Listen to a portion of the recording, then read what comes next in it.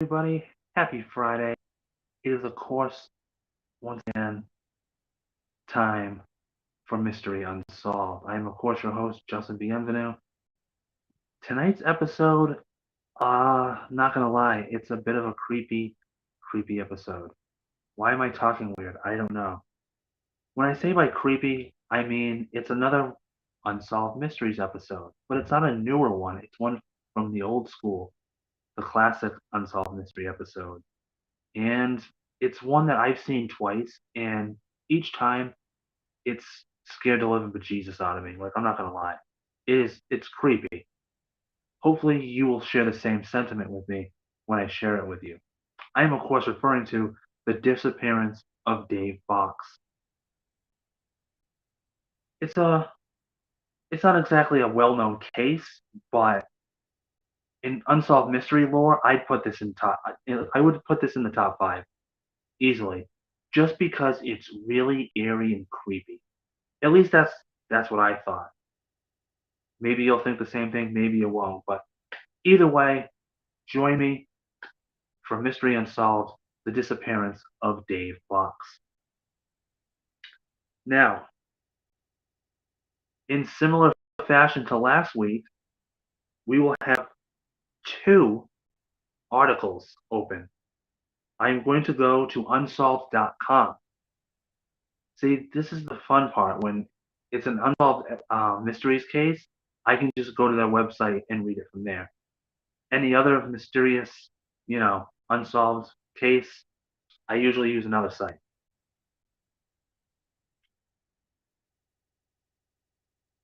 When a nuclear plant's employee remains are found in a plant's furnace, some say it was suicide, others murder.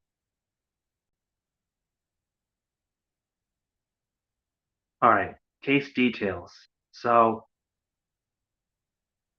this might be a little off, but I'll do my best to try to get the basics. But here we go. The disappearance of Dave Bocks. 20 miles northeast of Cincinnati is a small farming town of Bennold, Ohio. For many years, the town's main employer was the Feed Materials Production Center, also known as NLO.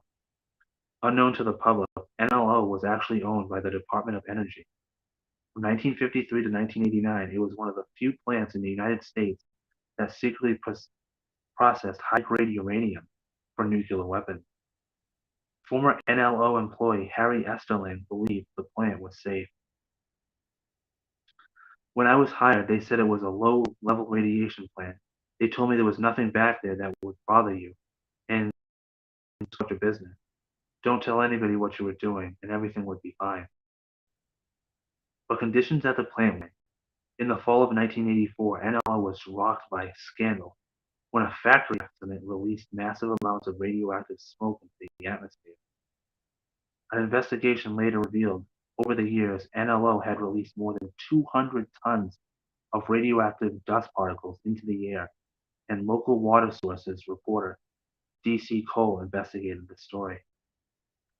We had an environmental disaster. I think you did a survey around Fernand community now, you would find very few people who trust the government. In June of 1984, just a few months before the NLO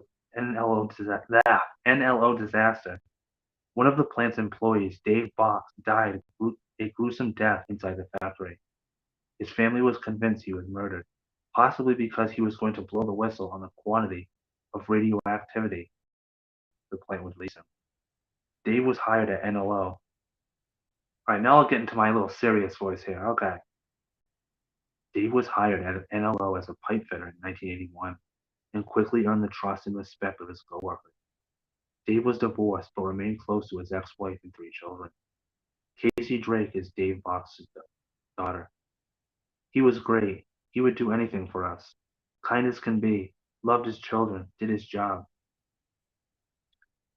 Dave worked the graveyard shift. On Sunday night at 11 p.m., he met his rideshare partner and coworker, Harry Esterling, in a parking lot at a local restaurant, as usual. Dave got into my truck. We left. Had a little conversation on the way to work.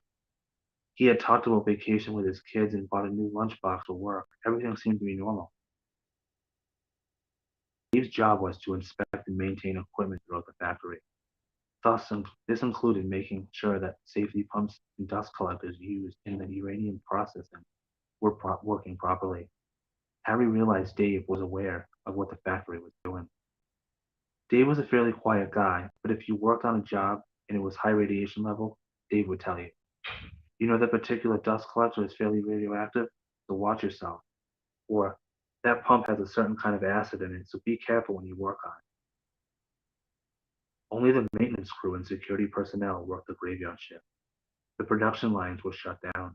At midnight, Dave reported to the maintenance room for his assignment. Harry recalls that the night began just like any other.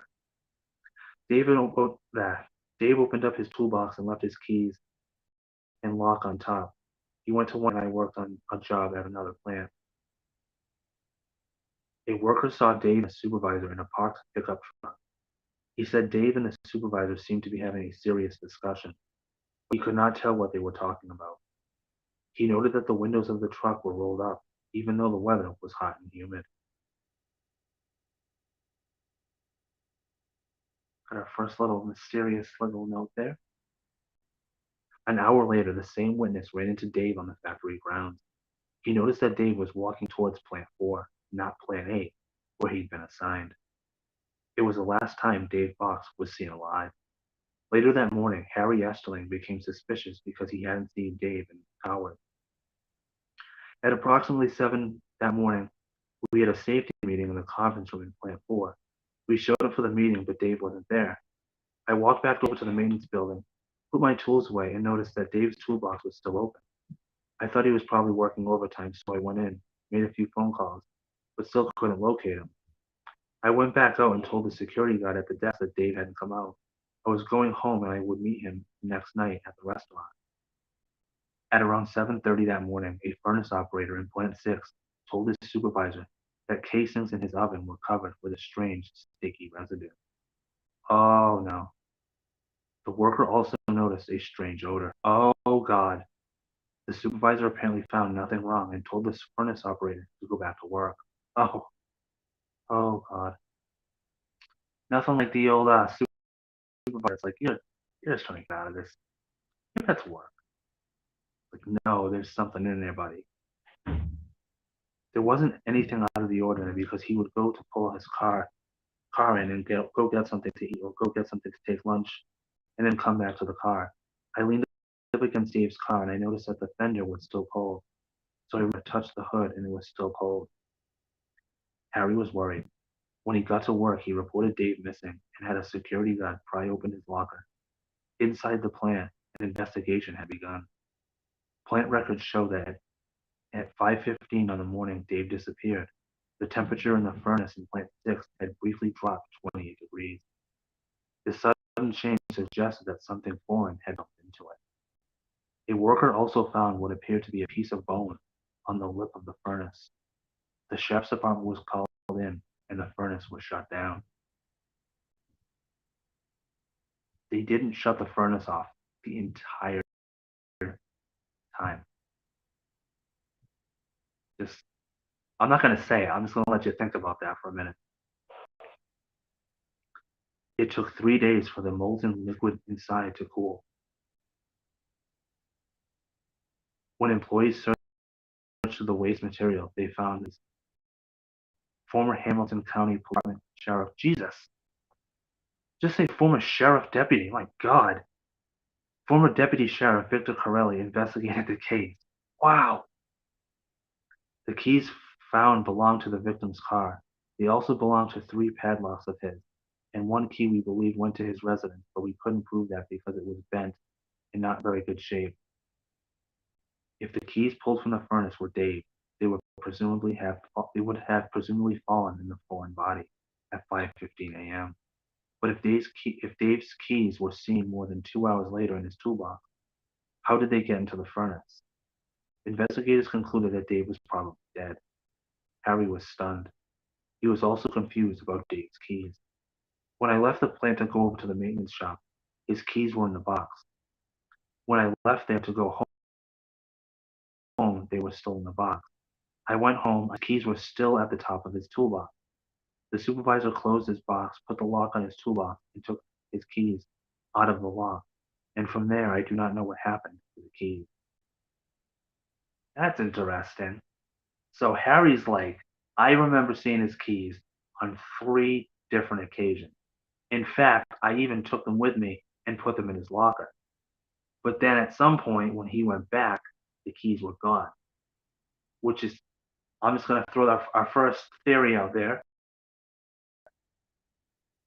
I'm going to, he was murdered, and whoever killed him realized, gee, I should probably get rid of those keys. With Dave. Besides the keys, investigators found a steel toe from a boot, part of an eyeglass frame, fragments of Dave's walkie-talkie, and a stainless steel wire that was looped together in 3 oddly connecting circles. Also recovered were several pieces of human bone. Investigators were unable to determine how Dave ended up in the furnace. They suggested that he might have committed suicide. Dave had a history of psychological problems, and around the time of his divorce, he had apparently tried to kill himself. Dave Bocks' daughter, Casey Drake, believes otherwise. Okay. Apparently now this is going to become a mystery unsolved tradition. Law enforcement, police officers, in the last 2 episodes that I've done, have just automatically assumed, yeah, it was probably suicide. Yeah, he probably killed himself. Straight episode, we have dumbass law enforcement, stupid police. Yeah, he probably killed himself. He had psychological issues and he tried to kill himself before. That's great. Except for one problem. Why the man tried to kill himself by walking into a furnace? I mean, if you're going to off yourself, you're going to use a gun, you're going to slit your wrist, you're going to hang yourself, you're going to go into the ocean and just, you know, just drown. But entering a furnace to kill yourself? Wow. That's a new one if I ever heard of a way for someone to off themselves. Dear God.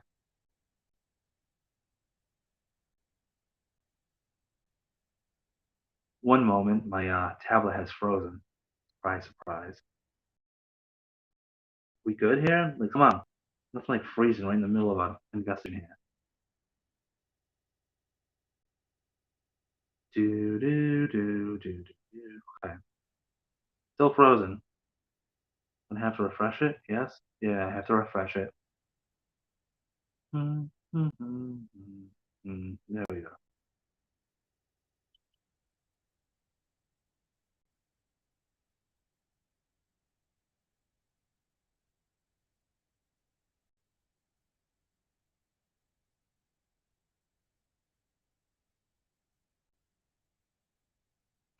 All right, Casey Drake, which is Dave Bocks' daughter. I know my father did not commit suicide. He had purchased groceries for the week. He was planning a vacation with my younger brother and me for the following Florida. He had paid all of his bills for the month. There was no reason for him to commit suicide.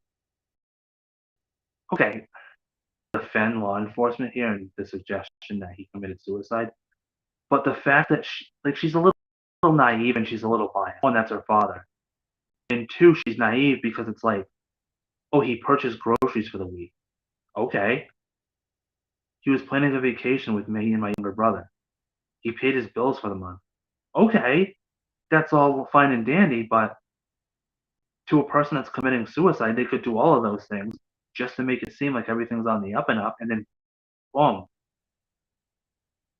I get where it's coming from, and I agree. I don't think he killed himself either. I'm merely stating that if somebody, like in the event of a suicide, normal things like buying groceries and paying bills, it's still going to be done regardless. From former NLO employee David Day agrees. He was probably lowered into the furnace and murdered. I can't think of any other way it could have happened. I don't believe it could have been suicide or that it could have been an accident. Well, According to law enforcement, because they always think it's a suicide, that's just one of the dumbest things. Last week we thought Ray Rivera jumped off the roof of of a building and fell to his death inside the Belvedere Hotel, which is preposterous. And now law enforcement's like, oh, it's probably suicide. The man's body was found in a furnace. God, like the fact that I have to say that on camera, live. God, I want to talk to one of these morons that's like, yeah, it's a suicide. So I just look them in the eye and be like, are you like, are you mentally challenged? Like, why would you think that? I gotta stop. I gotta stop. It's damn it. It keeps freezing on me.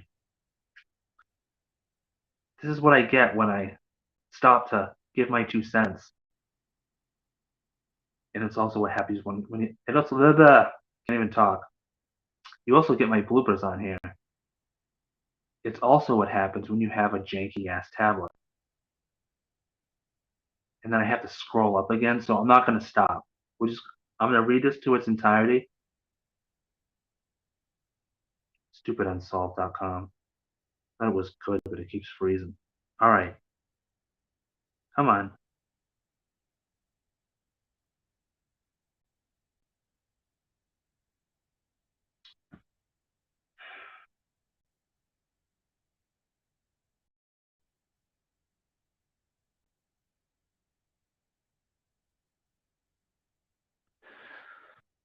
Oh, this is lovely. Oh, look at that. It just booted me out.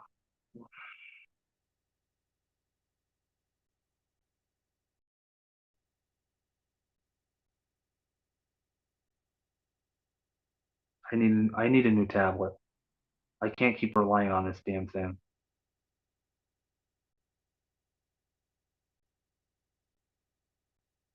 Why do we kill time here?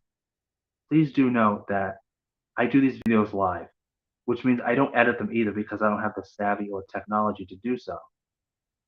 Which means when I stumble over my words, or we have to stop in the middle because my tablet doesn't work, case in point, like right now, that's what you're going to see.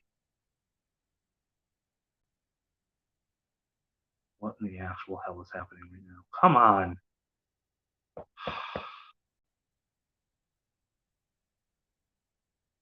The irony. Oh, the irony.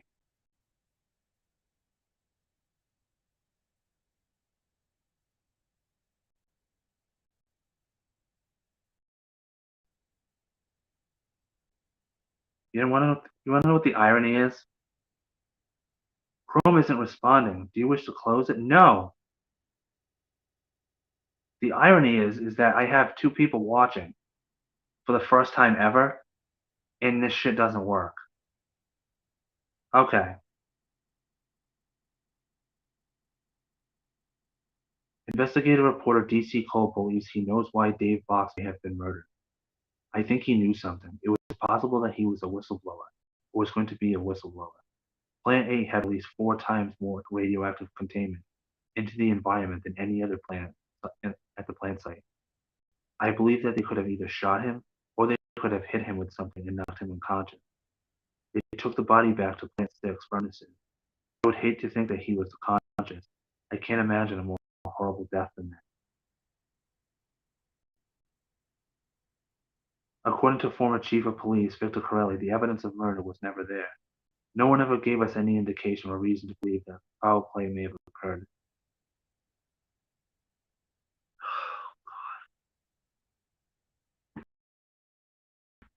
Is every single person in law enforcement programmed the same way? I don't think it was a murder. Yet you think it was a suicide. Why the fuck would a man walk into a furnace and kill himself? It makes way more freaking sense that someone murdered him. God, just unbelievable. In 1989, 5 years after Dave Bocks' death, the NLO was shut down. Sadly, years later, Dave's family is still unable to lay him to rest. Dave's remains are just a few bone fragments and are too toxic to be buried in the ground. Jesus.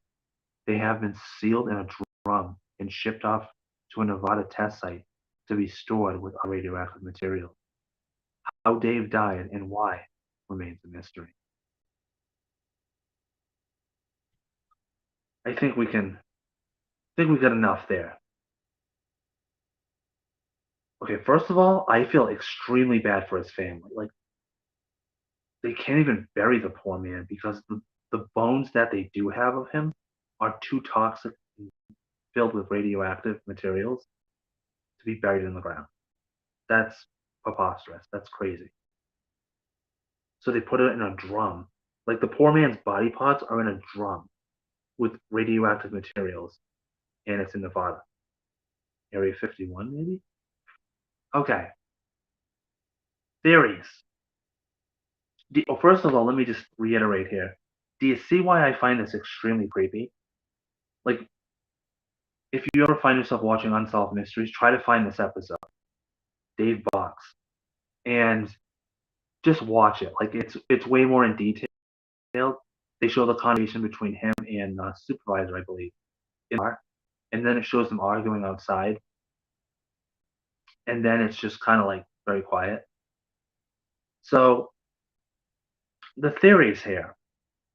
Well, let me just get this one out of the way. He didn't kill himself, police officers. He didn't. So you, the police officers for this episode, you can join the police officers in the Ray Rivera episode and the people before that episode, and you can join the 40s Yankees police officers who believed everybody was doing stupid stuff or whatever the hell it was. 40s police officers were dumb. Police officers in the 80s were dumb. Every police officer that I come across in these seemed dumb. All right. So the theories are it wasn't suicide. We know that. He was murdered. Okay, we know this. We know he was freaking murdered. There's nothing else to say otherwise.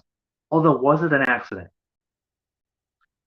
An accident would probably be a possibility if, I don't know, there were more people working.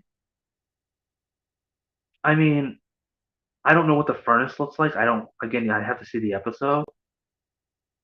But, like, I don't know. Like, he was working by himself. But let's take the whole keys in the lockbox and everything. Let's put that aside for a second.